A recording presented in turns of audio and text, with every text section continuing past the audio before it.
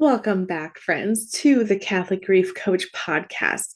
This episode, we're going to talk about when you wake up and you remember all over again. So, welcome, friends. This episode, I want to talk about mornings, okay? And I know a lot of you are probably like, well, nighttime. What about nighttime?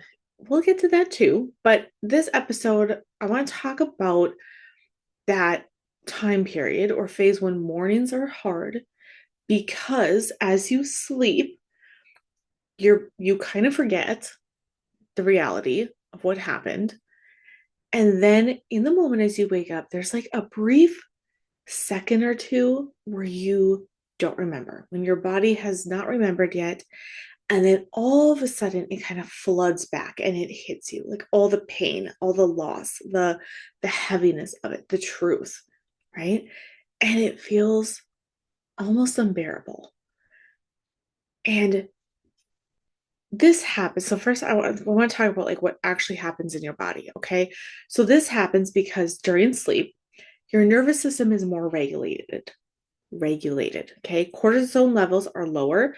Then when you wake up, the stress hormones rise up. They kick in, and the reality of the loss then floods back in. Okay, so this is just the physiology of like what happens. Okay, so this isn't just you.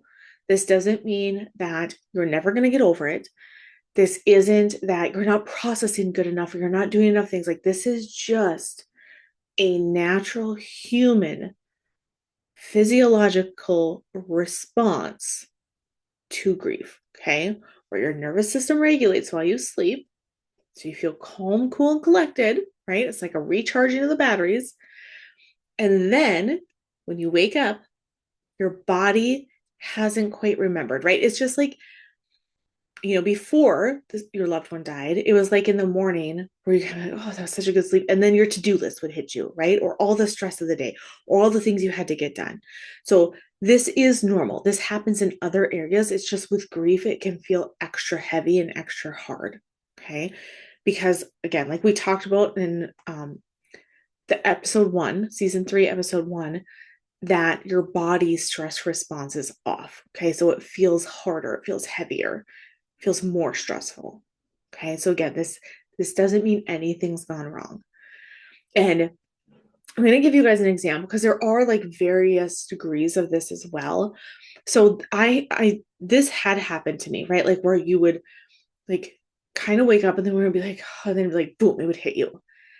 And then some days it was like, okay, like my kind of initial go-to be like, all right, like, Jesus, I trust in you. I can do this. I got this, right? Like, and other days it was just like, I don't want to do this again. Like, this is so hard, so painful. Just like, dread. Like, I don't want to do this. And then there was another day, like, this is a very clear memory for me where I had a dream. So if you don't know much of my story, I go way back to the beginning. Very, very first episode I did. I talked about my parents dying 4.5 months apart, and my mom was a sudden death. There's a winter storm accident, and her car she accidentally drove out into the water, and so we knew her body. We knew she was missing, and it did take a few days for them to retrieve the car out of the water, and then her body wasn't in the car, and so it took another day or so for them to find her body. Okay, so very traumatic, very sudden, it felt drawn out at the time because it lasted from Sunday, we found out Monday morning until Thursday evening is when they found her body. So 4 days overall, which felt just endless. And a few months after this, I had a dream. I had a dream. We were out at my parents' house, and my mom was sitting at their kitchen table. I was like, Mom, like, where have you been? And she's like, what are you talking about? Like, I've been here. I was over there. Like, I've been here. It's like, we've been looking for you. Like, where were you? Like, why didn't you hear us calling for you? We were people searching for you. She's like, oh, like, you're just overreacting. Like, I've been here. And she was so clear. Like, it sounded like her.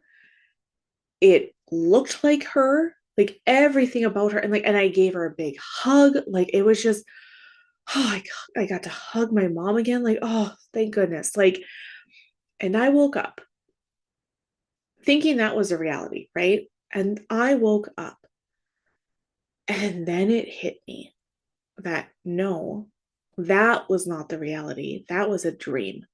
The reality was my mother was dead.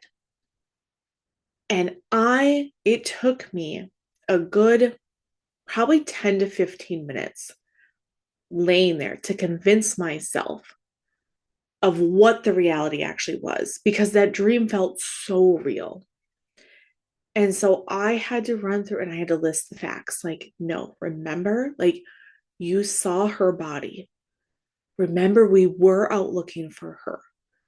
At that point, I think we had our funeral. We had our funeral because it was like a month or so later. Like, so I remember we had her funeral. There was a casket. Like, we're going to bury her in the spring. Like I had to just keep telling myself that for a good 10 to 15 minutes. And the rest of the day was awful. It was so terrible. I was crying all day long. I felt, I don't know that I can compare it to anything where I felt like such a heavy, groggy, just weight on me. And so I tell you this to let you know that it's not just like, oh, snap out of it. Like, oh, yep, like go back to work. Like, this is hard. Okay. Like, this is not only mentally exhausted, it is physically exhausting as well. Not only was that day awful for me, the next whole week was awful. And at the time, I did not have coaching. I did not have any kind of skills really to figure this out. And I would like to think if I did, maybe that whole week wouldn't have felt so heavy, but I think it still would have felt heavy. I think it maybe would have felt less heavy, but it still would have been because that was just such an awful thing to have to relive and to re-go through and redo those memories. Like, it was so awful. And so I just tell you that to know, like, this is not a weakness. If when you wake up in the morning, like, you feel that way, like, it is your body just responding. It's your body trying to cope.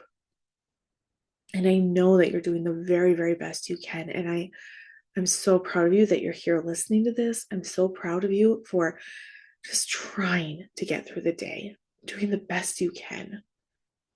That is so amazing. So amazing. And so, what I want you to try this week is before you get out of bed, if you're like mornings are the hardest when that brief time period I forget and then it all comes crashing down. I want you to before you get out of bed in the morning, I want you to put your feet on the floor and I want you to take 3 or 4 just slow deep breaths, okay?